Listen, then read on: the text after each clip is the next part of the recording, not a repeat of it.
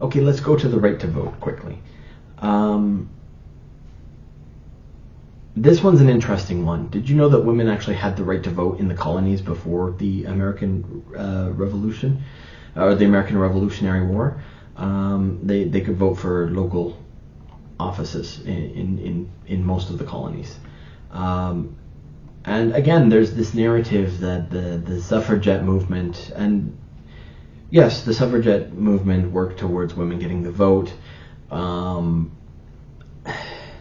I don't.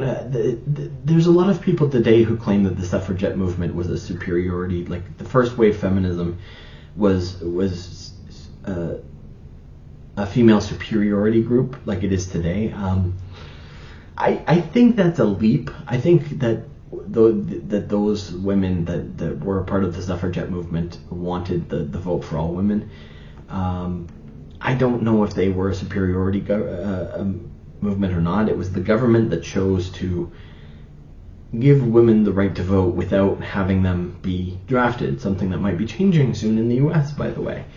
But actually, the 19th Amendment was ratified in 1920 and all women could vote. That's the idea. But before that, in 18 US states, women could vote in every type of election, including black women and other minorities, by the way. In 22 states, women could vote in certain types of elections, not others, and only in 8 states could women not vote at all. So a lot of it depended on what state you lived in. But there were some women who could vote for everything that a man could, even before the 19th Amendment. And what it came down to more than man versus women was the haves versus the have-nots. So in order to vote, you had to own property. So if you came from a wealthy family, a woman could own some sort of property. And there was nothing stopping women from owning property at this point, by the way. And so there were women, like I say, even black women, that were well off, that owned property, that could vote in elections. It was now, admittedly, that type of you had to own property put certain people at a disadvantage. A lot of minorities were less likely to own their own property. And so there was targeting there, but it was less about man versus woman and more about, like I say, the people who have versus the people who have not. But if women were so oppressed before the 19th Amendment in 1920, how is it that in the 50 years before 1920, so 1870 to 1920, over 3,500 women ran for office in the U.S. And even in a place like Kansas, which today, it may have been different back then, I don't know, but today is not considered one of the more progressive places compared to like a California, for instance. That might be a good thing for Kansas. Look at what's happening in California right now. But over 750 women were elected for office in Kansas before 1912. So how were women oppressed? How is that a thing at that point? But that was before the 19th Amendment, and women couldn't vote. So why would men vote women in? Maybe it didn't have to do with the fact that it was men and women. Maybe it had to do with something about who was competent.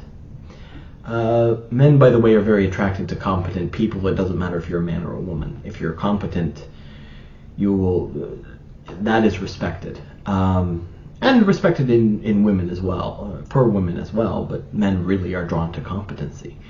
But let's go back a little bit here. Women, in the American Revolution, after the American Revolutionary War, women couldn't vote. That's true. However, I do have a question when I'm saying that, because feminists will immediately say, well, that's oppression. Was it, though? Maybe. I'll give you that just for now. But let me ask you a question. Do you think that a man in that time frame is more likely to be which of these two things? Number one, he was like, well, I'm a man, I know best, fuck my wife, I'm going to vote for who I want to vote for, I don't care what your opinion is, wife.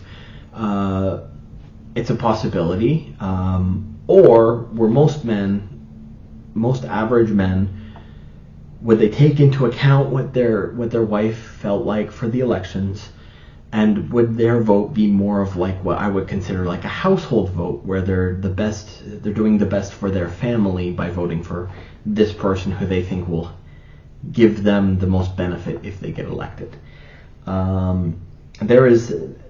There are people, I'm sure, that were the first type where it's like, well, who cares about my wife's opinion? I'm the man I choose. And yes, either way the man votes. However, I think most men would take into account their wife's opinion and at least put that into the argument in their mind as to who they should vote for. So maybe that's slight oppression, but at least women definitely had an influence, and there's a couple of reasons why I know this. Number one, when men have a family, this even happens, by the way, when it's just they have a significant other, and it happens more for men than it does for women, but especially when they have a significant other and children with that significant other, men tend to stop thinking about what's best for me. And it becomes what's best for us. Our ego moves away from ourselves and towards our family, because if our family is successful, we realize we're going to be successful too. So women tend to keep a little bit of their ego for themselves more so than men. At least that's what I've whenever I've talked to people, that's what I've seen. Admittedly, anecdotal evidence is a very weak form of evidence, but I think there's some psychological backing to this as well. So I believe, a lot of men back then were like, what is the best for my family? And in that case, they would want their women's input. And actually, I took history in university, as I've said before.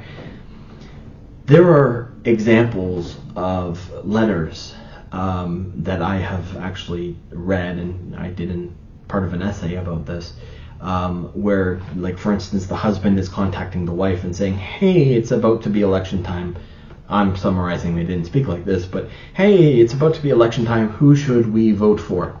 He didn't say, I'm voting for this person and I don't care about your opinion. He literally asked in the letter, who should we vote for? Why would he ask that if he did not care about his woman's opinion? He wouldn't have. And by the way, there is a return letter where the woman is explaining who she thinks would be best and why. So, on top of that, there were politicians, when politicians started to actually go out and campaign, that would target women and say, hey ladies, my name is such a person, I'm running for this. Here's some information, tell your husband to vote for me. Why would that politician waste his time targeting women if women didn't have input into the election? He wouldn't. That's the point. So women had input, they just didn't actually go and physically vote. So there could be some minor oppression there, sure. And yes, there could be asshole men, like there are asshole men today that are like, women are nothing and I get to choose. Fair enough. But I think there's less of that than people assume. On top of that, again, that was in the past. In 2023, you get to vote for everything you want to vote for.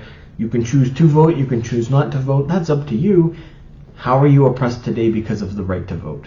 You have the right to vote. In fact, well, this may be changing now because there is a law that's been brought to the government in the U.S. to actually add women to the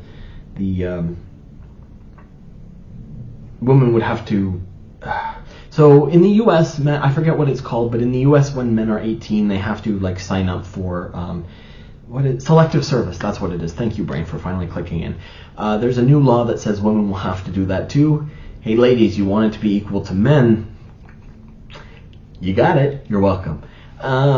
So a lot of women are taking a lot of issue with the fact that this law is being brought forward. But again, you were the ones who wanted to be equal. So you have to be equal in the negative ways, just like you're equal in the positive ones too. So again, how are you oppressed now that you can vote and do anything? And in fact, there is no law that protects a man that doesn't protect a woman. There are laws that protect women that don't protect men. So how are you oppressed in that way? Just saying. And I just want to quickly talk about the pink tax. The pink tax is the idea, if you don't know, that certain female products, because they're female products, are more expensive than the alternatives. Pink things, for instance, will be, if you have a black helmet and a pink helmet, the pink helmet might be $10 and the black helmet might be $5. Women's products like makeup are expensive. Women's razors are more expensive than male razors. They are, not as significantly as they used to be. But here's my question for any ladies who are watching this, right? Male razors work just as well as female razors, correct? Okay. Male razors are cheaper than female razors, right? Why aren't you purchasing male razors? They're cheaper. It's your choice to purchase the more expensive razor. Now, I get that there are some things that you have to buy, and that's why they're more expensive. Everyone has to buy them. For instance, gasoline. Everyone needs gas to drive in their cars. It doesn't matter how expensive it is at the gas station. You're still going to buy it because you have to. That's why that price is more expensive. But, okay. Number one, the reason men's stuff is not more expensive than just an average thing is not because it's men who set the prices. It's because men that are buying it wouldn't put up with that bullshit and wouldn't buy it. If you've got a product and no one buys it at the price you set, you may have to change that price lower in order for that product to sell. But women tend to be more spur of the moment, tend to be more emotionally driven, so they see that pink thing and, oh, it's so cute. And then that's how companies get them to buy more expensive product. So I'll give you a perfect example. The black helmet, the green helmet, the blue helmet, the white helmet, $5, the pink helmet, $10. Oh, but the pink one's so cute, so I buy the pink helmet. Well, I'm paying more money, and that's my choice. You could just as easily choose not to buy that helmet and, buy any of the $5 ones. That's, again, your choice. If you have the right to choose, that's not oppression. You're just making a dumb choice financially. Now, again, I get it. In that example, you have other choices. There are some things that you don't have a choice, and they're more expensive. It's the same for men, too. It's the same for men.